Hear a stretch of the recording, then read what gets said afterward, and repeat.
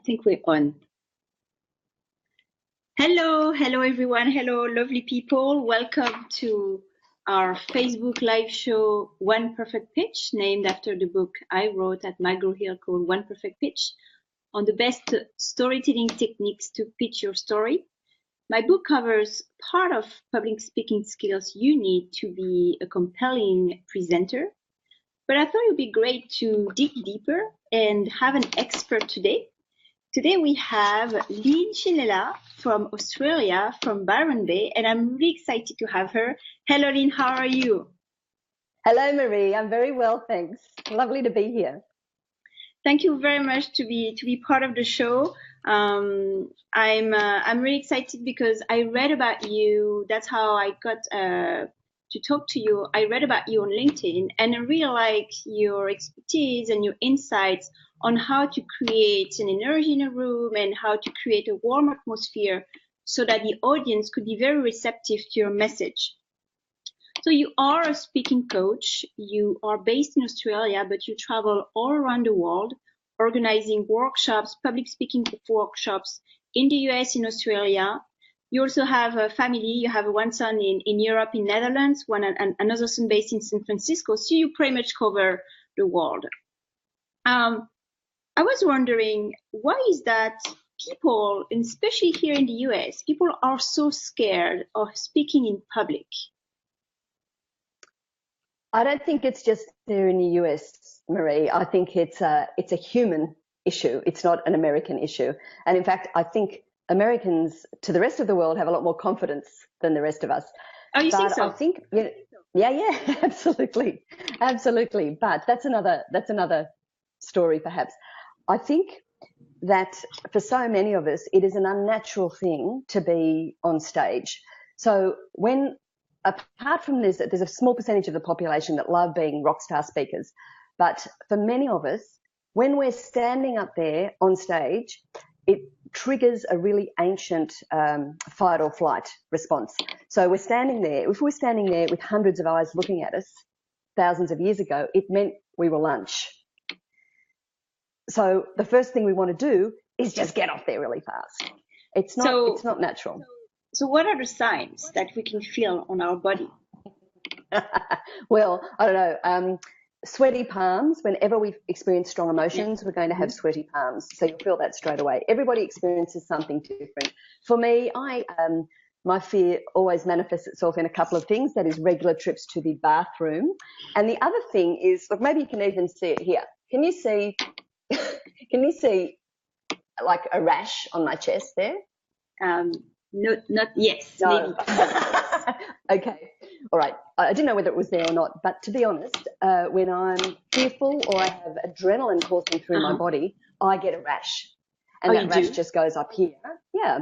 And that can be, it's simply excitement, but it can also be nerves. For me, I've always been a nervous public speaker, which is kind of seems ridiculous to me now, but I've learned to turn those nerves into energy. But it's the same thing. So sweaty palms, you might race to the toilet, your legs, jelly legs are really common, where people say that their legs just go out from under them. So I was reading that, for example, some athletes before competition, they would actually listen to music.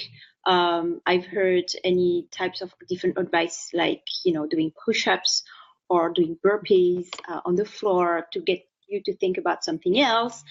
Any other type of advice, drinking coffee, drinking water, is that a good thing to do before a public speaking engagement?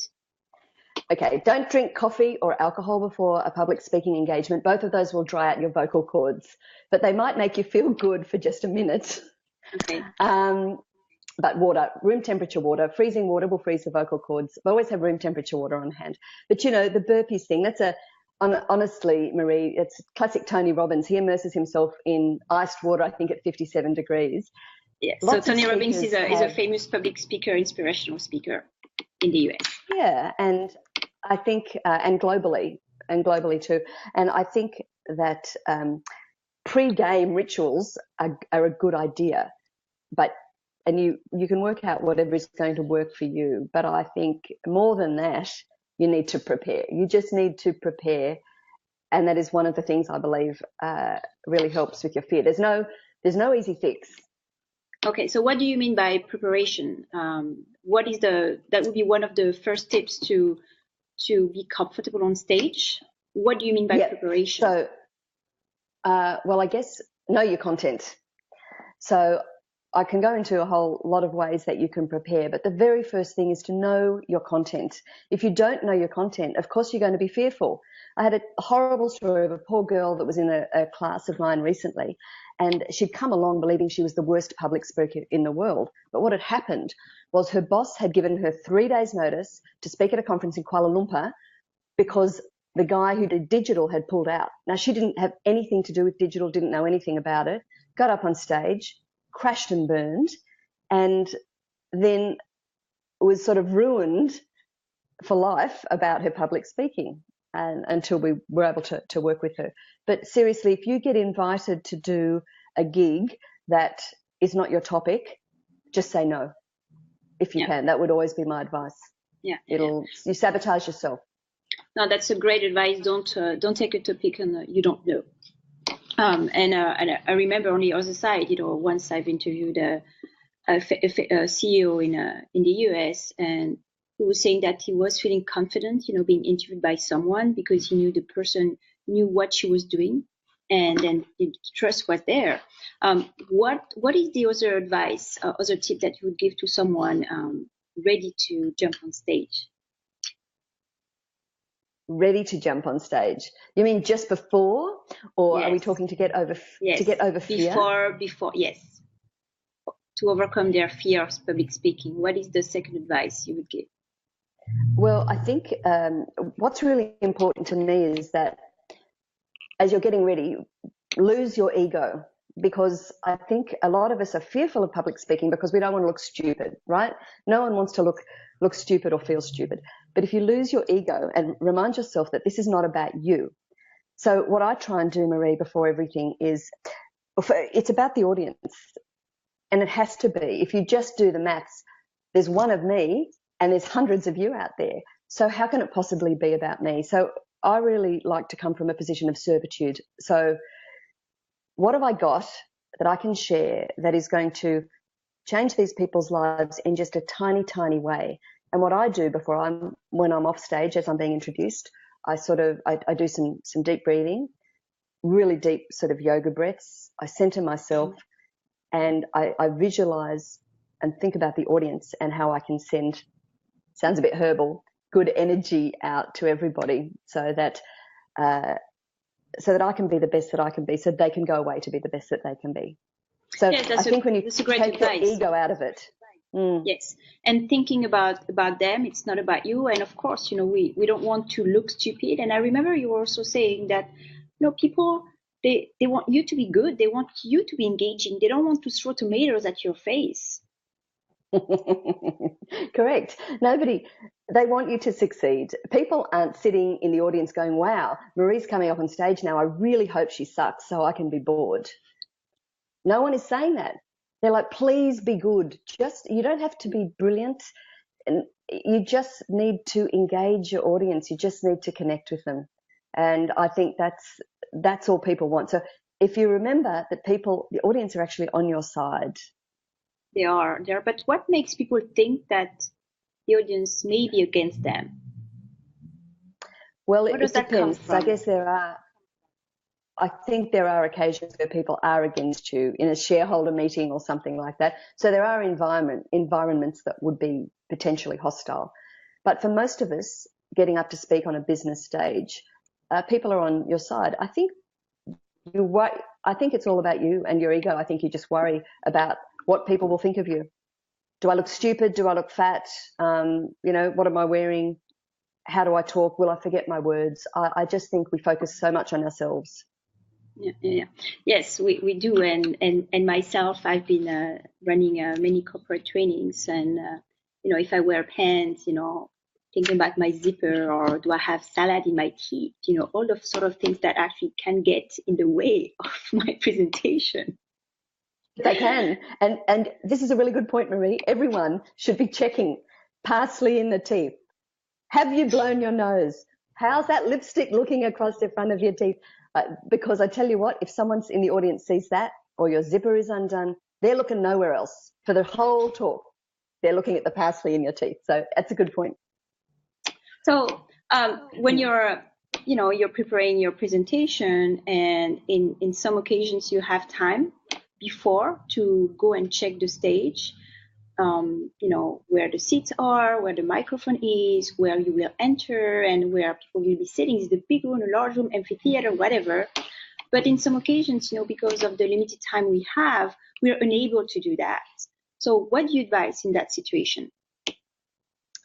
If you can, you're right. If you can see the room beforehand, that's great. But I always find as soon as I'm in the room, I feel a sense of comfort. I go, okay, I guess once again, it's sort of old DNA stuff. I know my surroundings. I can see my exit. I can see friendly faces.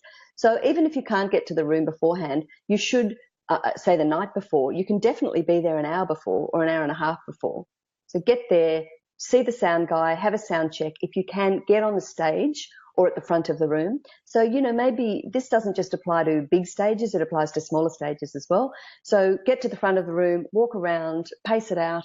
If you can, it's a real luxury to have a rehearsal, but if you can, that will also help you immediately. And if you can't, is there a way to in some ways visualize the event in your head? Well, of course, yes, of course you can. How do you do that? Probably today you can find most rooms available on the internet to check it out. But I think great. If you're talking about fear and being on stage and visualization, we were talking earlier about sometimes when you're physically on stage and your fear is still very real. And one of the things that I have found that's really worked for me is I just visualize everybody. Sometimes if I find myself still tense or not relaxed enough or even a bit formal, I just look at everybody, I see the faces, and I visualize them all standing in my backyard with a glass of wine in their hand, and I'm telling a story. And they're my friends, they're my mates. So I find that relaxes me and my body language, because when you're nervous, you'll be very tense. And when you're tense, you're only giving off anxious energy to people. And then people in the audience get anxious, and then no one can relax. So if you sort of relax and visualize that you're just having a chat with everybody. Okay, so that's a great tip. Thank you so much, Lynne.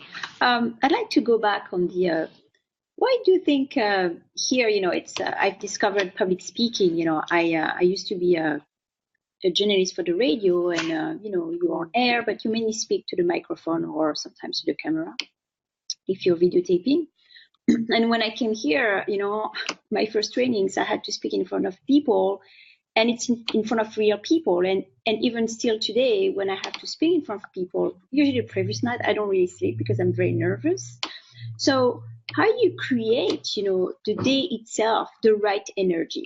I train a lot, I do martial arts. So how do you make sure, because, people, they can feel if you're afraid, they can feel if you're nervous. So how do you create the D-Day, the positive vibe, the positive energy that will appeal to people? And I've watched many of your videos, and you managed to do that in those videos, and I really enjoyed it. So what are the secrets? Thanks, Marie. Can I just say that I'm just like you and a lot of other people out there. I do speak for a living, just like you do. But the night before, I don't sleep so much. You don't either. Because I've got adrenaline. It's my secret. Don't tell anybody. So I've got adrenaline coursing through my body because I'm getting ready to speak, and the ego does come into it. You don't want to fail, but then you focus back on everyone else. You know what? Everyone has, I think, a different way of getting ready on the day. For me, there's two things that are key. And the first is your internal dialogue. So your internal dialogue will kill you every time if it's negative. And there's a bunch of people in your head, and I call them the itty bitty shitty committee. And when those people get going, they're telling you that you're not good, you're going to fail. Do you know your words? Do you know your content? You got to get rid of them. And so I changed my internal dialogue from I am going to screw this up big time to I'm going to really enjoy this. I've spent years honing this knowledge, and I can't wait to share it with people. And then so internal dialogue is really important, but also for me, I do a lot of, I do yoga, and deep breathing, I think, is one of the most wonderful things you can do, because it centers you, it calms the mind, it sends oxygen to the brain. Mm-hmm. And also, when you learn to breathe properly, it really helps your voice. So you can then, when you're on stage, you can project, you can take longer sentences without stopping like this in the middle of them. So breathing for me is key, and that is a whole other course on its own, one that I'm not an expert in, but breathing really helps me. And would you advise when you're walking on stage to breathe when you're going lateral, or what is the right moment to really breathe and, just pause for a few seconds? Because you don't want, the more it's, what do you do in that type of situation? Okay, what do? I breathe before I go on stage. I take 3 really big breaths, right? Deep belly breaths. And if you're still nervous on stage, I think one of the best things you can do is pause, because a lot of us are not comfortable with the pause. We think if there's silence, we need to fill it.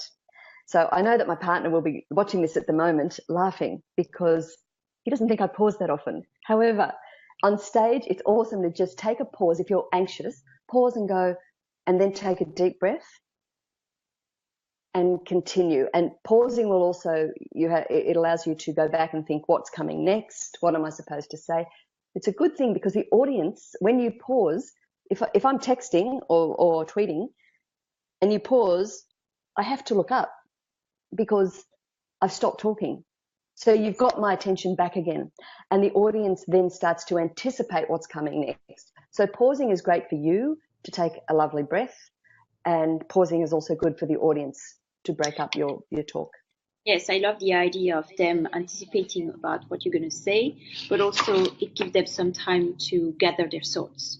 If you give them maybe only even a couple of seconds. And very rarely people do that, because if they're nervous, they think, or sometimes they're not even aware of it, but if they're nervous, they want to rush. And, you feel like, you have a train to take, That's right. Also, as I was born in South Korea, grew up in France, adopted to French parents, and I still have my very strong French accent, as you can hear. What is the advice? What is the advice that you would give to people who are non-native English speakers to speak fearlessly? You've already talked about shutting off all those voices in your head. What would you advise? That is an area that people, it's an area, is not my area of expertise, but there are vocal coaches that can help people with accents. And even between you and I, we both speak English, but my Australian accent might sometimes be difficult for your American audience, and vice versa. So I would suggest, first of all, just slowing up. If you speak in a country where you're the one with the accent. Yes. Because I know in Australia we're often accused of speaking really quickly. So as you're speaking, slowing up, articulating. But if you really do have a problem with it, or you've had feedback where people struggle to understand you, I would be getting assistance with a vocal coach. Okay, yes. We've had Céline Fati in one of our previous shows. She gave us the best tips to really warm up our voice, from the cheeks, warming up everything here. Yes, voice coach is great. And we have Marie Orchiste. Hello, Marie. Great Facebook Live interview happening now with Lynne, how to conquer your fear of public speaking. Thank you, Marie, for being here. All right. So non-native English speaker. And I was wondering, you've been running many workshops, public speaking workshops with women executives. Do you think they have areas where they have to improve their skills? Are they different from men when they're speaking on stage? And what should they mostly work on? Wow, there's a lot of questions there, Marie, but it never ceases to amaze me. I think here's how I think it is. I think women seem to have more fear. And I'm speaking generally, because there'll be men listening going, no, I'm really fearful too. But generally speaking, here's what happens. Women get up in the morning and they look at themselves and go, oh my God, I'm fat. I've got wrinkles. I can't speak. I need another degree. And a man gets up in the morning and just goes, yeah, baby. That's what I reckon. the difference is. And I'll wait till you finish laughing hysterically. Thank you for laughing at my joke. But you know what I see? When I have these speaker retreats for executive women, these are senior women, women in senior roles, and they come along and they're still fearful. They still don't have the confidence. Women seem to be looking for perfection all the time. And I fight this myself. Stop trying to be perfect. Nobody needs you to be perfect. No one needs your speech to be perfect. We've all seen the research that men will apply for a job if they meet 40% of the criteria, and women don't until they meet, say, 85% of the criteria. That's very true. So this is a big conversation. I think the conversation also involves risk-taking, where a lot of women are afraid to take that risk because stepping onto a stage is a risk. Because if you're not good, you can sabotage your own career. Yeah. In fact, that's why public speaking is such a critical skill. But I think women, generally speaking, we lack more confidence to speak up and find our voice on many stages, big and small. Okay. I'd like to address now the topic of speaking in front of audiences who are a little bit more, let's say, direct and critical than other countries, with a very, very direct and upfront style. Yep. What do you do when you're facing such an audience? So once again, we'll do some broad general statements. So if you're there are some countries who are more direct than others. A lot of Asian countries are more indirect. But the first ones that sort of spring to mind about being really direct and upfront would be Israelis, the Dutch, South Africans, a lot of Germans. They're just right up front, direct, to the point. Just tell me as it is. So bearing in mind that every time we speak, it's not about you, it's about your audience, I can assume that you've done your research on the audience. And if you've been invited to speak in a foreign country, or you're speaking to a small group of people around a boardroom table or whatever, understand who it is that you have in front of you and adapt your style accordingly. So if I'm speaking within a culture who are very direct, then you must be direct as well. You can't waffle around. You can't be telling stories that go for 20 minutes before you get to the point because you've lost them. Okay. So and on the reverse, if you are used to that style and finding yourself in front of an audience who likes to spend more time and dive more into certain stories, what do you do? What do you advise? Then you adapt. Because you should know your audience. So the thing here, we get into a bit of a tricky space here, Marie, because our audiences are made up of all different types of people. Yeah. So we have so many differences. We have different personalities. We have our cultural, our ethnic, our religious. So when you prepare a speech, what I'm going to say is that you should be preparing across the board. So your talk should include contrast. It needs to include stats and facts for the people that like that. It needs to include stories. What do you mean by contrast? What I mean by contrast is, and this is what I've learned from Nancy Duarte, who has written some wonderful books on public speaking, is that the most compelling talks are full of contrast. And this is because you reach a broader audience, but also it engages. So when you have contrast of your voice, loud, soft, fast, talking really fast, talking really slow. You have contrast with facts and statistics and diagrams compared with stories or video or even use of flip chart. So there's so many ways, emotions versus the facts. There's so many different ways that we can pull contrast into a talk. And if you want to appeal to everybody at some point, you need to be able to do that. You're never going to appeal to every person in that audience. You won't. There will be people who simply only half don't of like you. Yes. I reckon you can go more than half, but I don't have the stats. Yeah. And so what are precisely the things that you have to do to get a hold of the demographics of the audience? You have to stalk people on LinkedIn. Sorry, say that again. Stalk people on LinkedIn, do research on them on social media, get the list from the organizers. What else can you do? All of those are good if you have if you're talking to a small audience. If you're speaking at a large conference, really you need to do research on the industry. So if you're going in to speak, say, at an engineering conference, I know that my general knowledge tells me that engineers are highly intellectual, left-brain people. So they will need to know where my information has come from, what my resources are, and the logic of how this works. So even though you inject your own personality, because if you're not authentic, no one's going to listen to you, you inject your own personality, but go in and find out about the industry. Get into their industry magazines, get into their industry websites, see what's happening, what's current, what are the biggest problems that that group of engineers are facing at this time, and be able to build that into your talk as well. It's a lot of research to prepare a good chat, a good talk. Yes, and even if when you're on stage, there's something you're looking for, that's okay to look at your notes. Totally.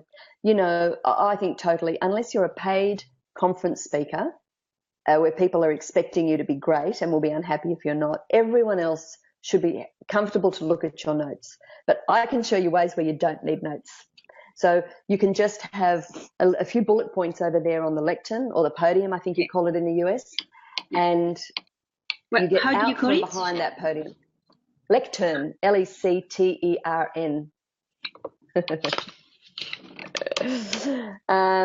So when you get out from behind the podium, you can get out there and talk, but even to say, you know what, I want to read this quote out because I want to get it right. Go back, get your notes, read the quote. Or I've got some research I want to tell you about, but I want to make sure this is right for you, so please excuse me while I look at my notes. I think that is absolutely totally fine. People want you to be real. That's all. They just don't want, they don't want the fake person on stage. We all know too much now. We have access to so much. Audiences are savvy, so they just want you to be you. Be you and connect and give them something to take away. Don't waste people's time. Yes, that's very, very true. I agree. And I was wondering if we could dive more into the body language itself. So what should we pay attention to, you know, in terms of, you know, head, you know, hands, shoulders, how should we stand? How should we walk? How can we be more self-aware of our body when we're trying to convey a message on stage? It can be also in a, you know, it's very small meeting room in front of, you know, 10 people or just in front of your boss. What do you recommend? Can you walk us through our body? Yeah. I think I have walk us through our body parts. I don't think I've ever been asked that before, Marie.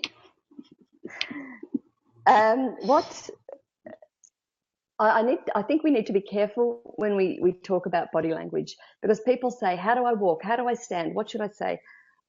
My first advice is be you, be authentic, stand the way you normally stand, use your hands the way you would normally use them. But the best advice I can give is to get someone filming you giving a speech, because then you will notice that you flick your hair all the time, or that you rock a lot on the stage, or, you know, you jingle coins in your pockets. I think when you've been filmed and play it back, then you can see anything that's going to be highly distracting.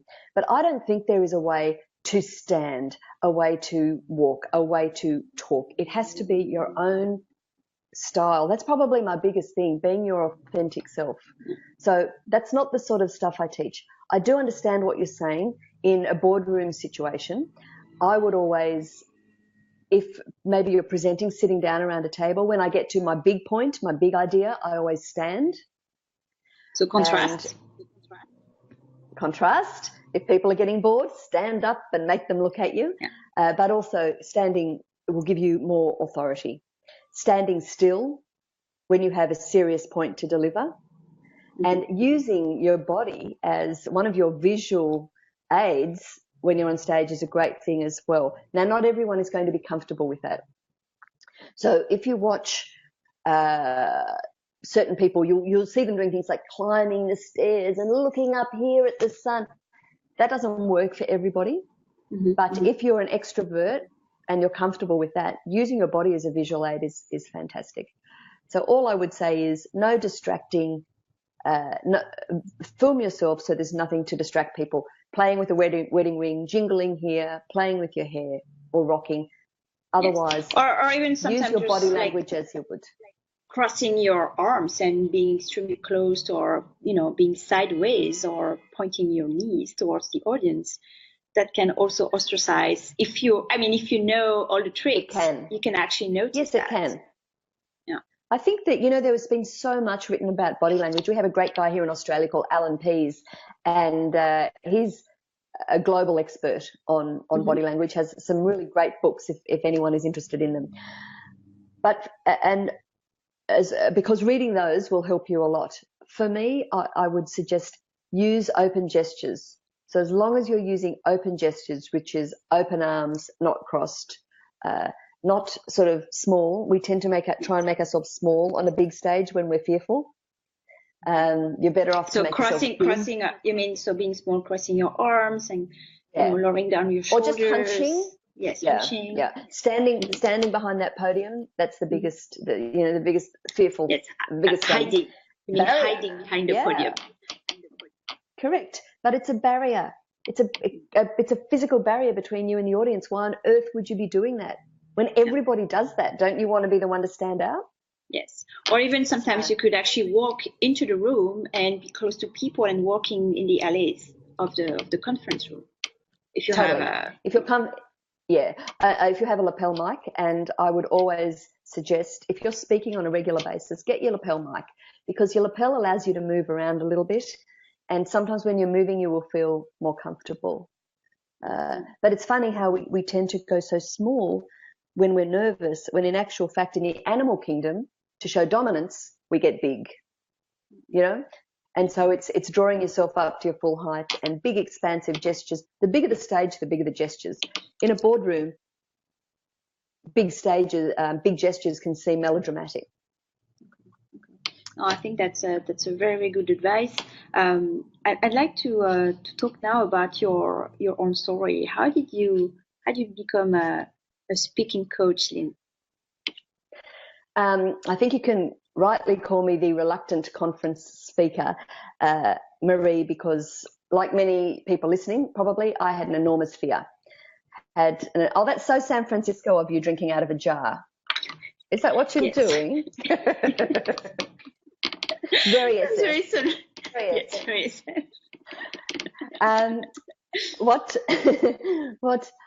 I had this enormous fear. Yes, you have. You have. I had enormous fear, and I was a trainer, a facilitator, and I loved training. I like the nurturing, the intimacy of a small group. And that was your first, you've been doing that for many years. That was your first job. Yeah, since 2001. No, it wasn't my first job. I wish it was, but I have been doing it since 2001. What were you doing before? I had a performance improvement company where we developed incentive programs and loyalty programs for people. So it was a total shift of career. And what led you to change? What was the turning point? Highly strategic, Marie. It was a midlife crisis. That's about as strategic as it got. So in actual fact, I will tell you what had happened, because I had sold my previous business and I was looking for the next thing that I wanted to do. And I didn't know what it was. So I went back to tourism, which is where I had started my life. And September 11 happened, and in the same week, an airline in Australia called Ansett, who was one of our key airlines, went under. So those two things combined sent the tourism industry into a spin, and within a month I had no clients and I had no work and I didn't know what to do. And my partner said to me, "Can you teach?" And I went, "Sure." And it's a long story from there, but really that's how I got into training. So there was nothing strategic about it. I just learnt and did my thousands and thousands of hours and eventually got good at it. So from training then, a lot of people said, "Well, you have to be a conference speaker." I went, "No, hate speaking, don't want to speak, too scared. I'm just happy being a trainer." But after a while, I am not someone who can back down from a challenge. And the reality is it's another income stream. So I have worked really, really hard over several years on getting over my fear to now really enjoy conference speaking, which is why I'm passionate now about being a speaker coach, because I work with a lot of people, C-suite and middle management, to develop their speeches to get up to speed. And I love doing that because I've been through it.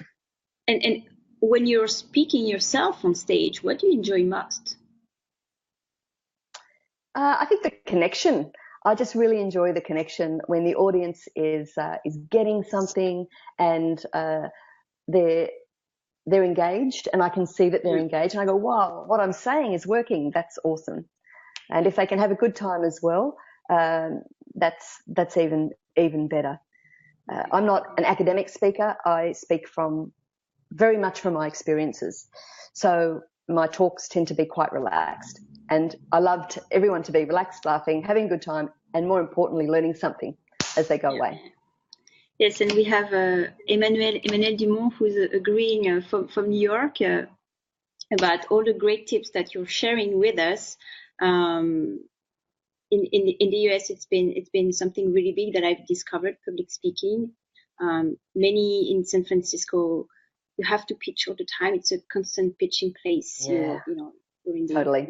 your lift, in the taxi, you are at a networking event, and you have to be able to present with confidence your idea that sometimes is not even finished.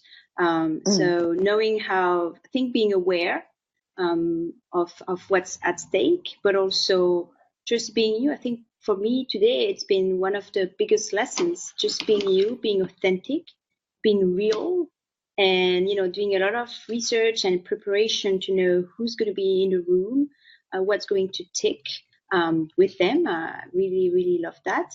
Do you have any other advice that you could give to an audience to master their public speaking skills? I don't think there's any magic trick to it, Marie. I think it's really all about the preparation. Know your audience, know exactly who you're speaking to. What do they know about your topic? What don't they know about your topic? Are they likely to be hostile? What are they expecting from you? And really understand who they are, their demographic and everything else. And then know your content, know it inside out. I saw someone, I think it was Tim Urban, when he did his TED talk, saying, it may have been him, saying you need to be happy birthday ready. So, when you walk into a restaurant, someone singing happy birthday, we all know how to sing it and join in. That's how well you have to know your content. And if you learn your content like that, then you will be confident when you go out on stage. So understand your content, believe in it. Don't talk about something that you don't believe in, because it will soon show. That was excellent. I really enjoyed our conversation today, Lynne. I wanted to finish with a few announcements. So Lynne Schinella will run speaker retreats for executive women, 3-day intensive in Australia in July and August. She will also be training different groups in the US, in other countries. If you're interested in improving your public speaking, you can reach her at Lynne, Lynne, at, maybe it's better you actually pronounce your email address. We'll let you do it. And your website. Go ahead, Lynne. Okay, it's the website is lynneschinella.com.au. So that's LYNNESCHIN for November ELLA.com.au. So lynneschinella.com.au. And please feel free to email me at lynne@lynneschinella.com.au or find me on social media. And I'd love to chat. Yes. So, and also check out my book, One Perfect Pitch, on Amazon. It covers some parts of public speaking, not as much as we covered today with Lynne. There's in the book everything you want to know to create your business story and pitch it. It's on Amazon. And if you have any questions or comments, you can also write to me, Marie, Marie, at oneperfectpitch.com. Thank you so much. Please like our page, Facebook, to stay tuned on the next Facebook Lives interviews. Share it with your friends, and we wish you a great day in Australia and a great end of the afternoon in San Francisco, and a great evening in Europe and anywhere else. Bye-bye, everyone. Thank you for attending today. Bye, Lynn. Thank you so Bye. much again. Bye. Bye. Thank you. Bye bye.